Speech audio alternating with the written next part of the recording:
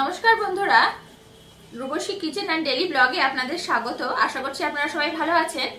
আজকে বানাবো একটা সুন্দর নতুন রেসিপি, কড়াই পনির। একদম সম্পূর্ণ নিরামিষ রেসিপি। ভিডিওটা পুরো দেখার জন্য কিন্তু অনুরোধ রইল। গ্যাসের চুলা অন করে দিয়ে কড়াই বসিয়ে দিয়েছি। কড়াইতে কিছুটা গরম জল দিয়ে দিয়েছি। এবার এখান থেকে অল্প করে গরম জল বাটিতে তুলে নিচ্ছি। বাটিতে 1 ড্রপ সাদা তেল দিয়ে দিয়েছি। এই সাদা তেলের মধ্যে এই গরম জলে গোটা ধনিয়া দিয়ে দিচ্ছি 2 চামচি। আর এখানে শুকনো লঙ্কা, বেশ কয়েকটা শুকনো লঙ্কা আমি গরম জলে ভিজিয়ে রাখবো, অন্তত 10 মিনিটের জন্য ভিজিয়ে রাখবো। আমি এখানে 4টে মাঝারি সাইজের টমেটো নিয়েছি, আর টমেটোগুলো কিন্তু ধুয়ে একদম পরিষ্কার করে নিয়েছি। এইভাবে টমেটোর গোটার অংশটা কেটে তুলে বাদ দিয়ে দেব। আর এই পেছনটা, টমেটোর পেছনটা অল্প করে, বেশি না, এরকম অল্প করে এরকম করে কেটে দেব। এবার এই ফুটন্ত গরম জলের মধ্যে টমেটোগুলোকে আমি এরকম ছেড়ে দেব। 4টে টমেটোই এরকম করে গরম জলের মধ্যে আমি দিয়ে দিয়েছি, মুখটা কেটে আর পেছনটা এরকম ছিঁড়ে। তো আমি এটাকে 5 মিনিটের মধ্যে একটুখানি সেদ্ধ করে নেবো, বেশি না, 5 মিনিটের মতো সেদ্ধ করব। আমি এখানে 200 গ্রাম পনির নিয়েছি, আর পনিরটাকে লম্বা লম্বা করে এরকম মোটা মোটা করে কেটে নিয়েছি। গ্যাসের আরেকটা চুলায় কড়াই বসিয়ে তাতে সাদা তেল দিয়ে দিয়েছি। তেল গরম হলে আমি পনিরটাকে লাল লাল করে ভেজে নেব। এইদিকে টমেটো আমার প্রায় সেদ্ধ হয়েই এসছে, আর অল্প একটু হলেই হয়ে যাবে। আর এই পাশে আমি সাদা তেল গরম করতে বসিয়ে দিয়েছিলাম, তেল গরম হয়ে গেছে। এবার পনিরগুলোকে ছেড়ে দিচ্ছি। পনিরগুলোকে আমি লাল লাল করে ভেজে নেব।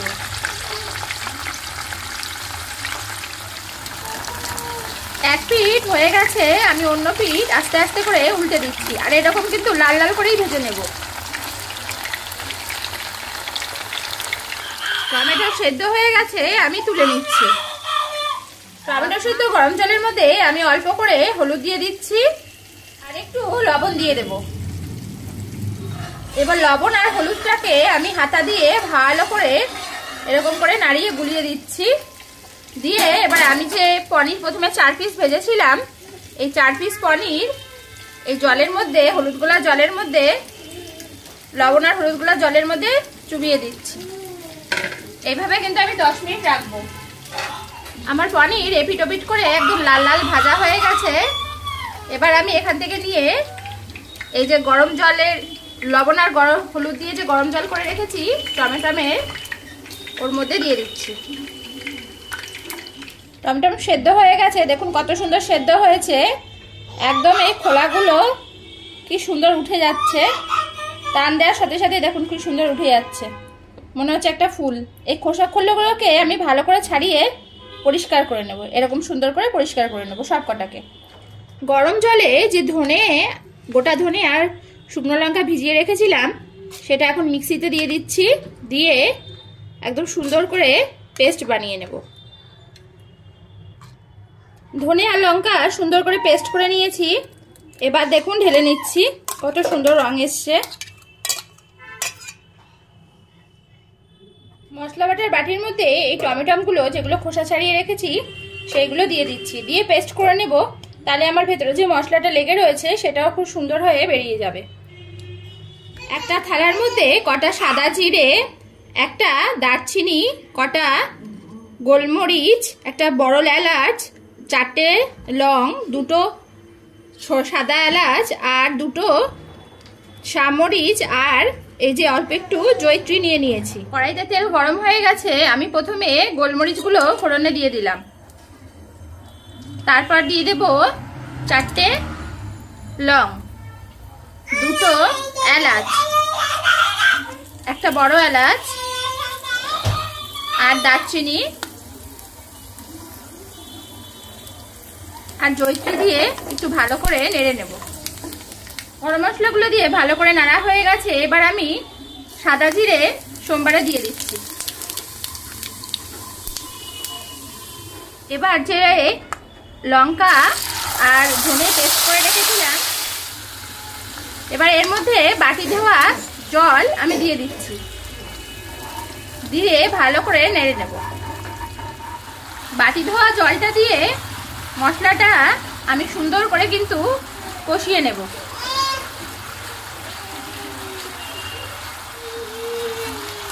একদিকে মশলাটা আমি ভালো করে কষিয়ে নিচ্ছি আর সুন্দর একটা গন্ধ বেরিয়ে এসছে।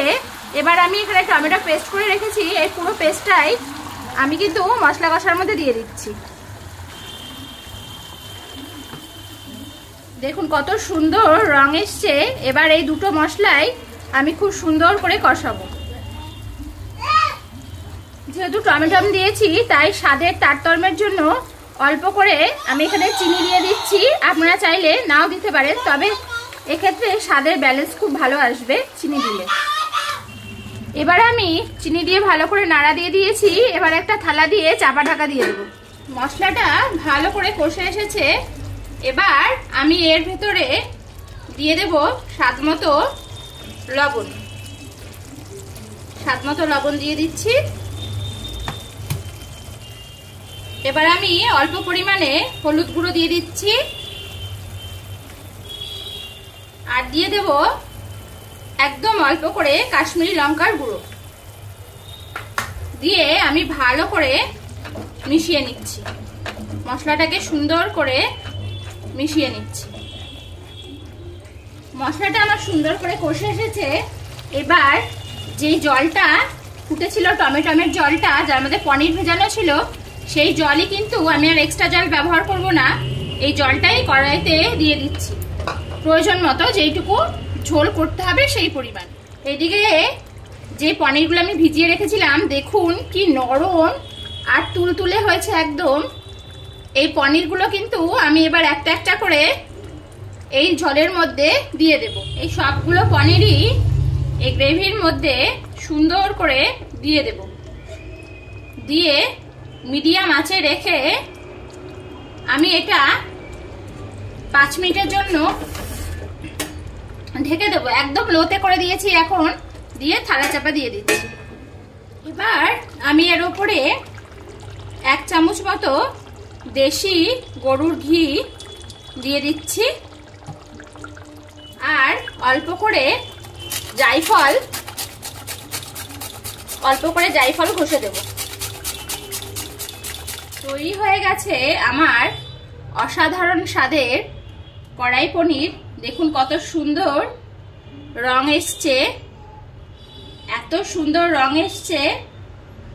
আর আমার একদম তৈরিও হয়ে গেছে। তৈরি হয়ে গেছে আমার অসাধারণ স্বাদের কড়াই পনির। দেখুন কত সুন্দর রং এসছে আর কত সুন্দর গরম ধোয়া উঠছে। এত সুন্দর টেস্ট বন্ধুরা, আপনারা না খেলে কেউ বিশ্বাসই করতে পারবেন না যে এত সুন্দর সুন্দর টেস্ট আর এত সুন্দর হয়। এটা আপনারা ভাত, রুটি, পরোটা সবকিছুর সাথেই খেতে পারবেন। আর যেমন সফট তেমনি স্বাদে অতুলনীয়। আপনারা না খেলে কেউই বিশ্বাস করতে পারবেন না এত সুন্দর স্বাদ। আর আমাদের সঙ্গে থাকুন, আমাদের পাশে থাকুন, এত সুন্দর সুন্দর রেসিপির জন্য আমাদের সঙ্গে থাকুন। আর আমাদের চ্যানেলটাকে সাবস্ক্রাইব করবেন, লাইক করবেন, কমেন্ট করবেন, শেয়ার করবেন প্রিয়জনদের সাথে। ভালো থাকবেন, সুস্থ থাকবেন আর সাবধানে থাকবেন।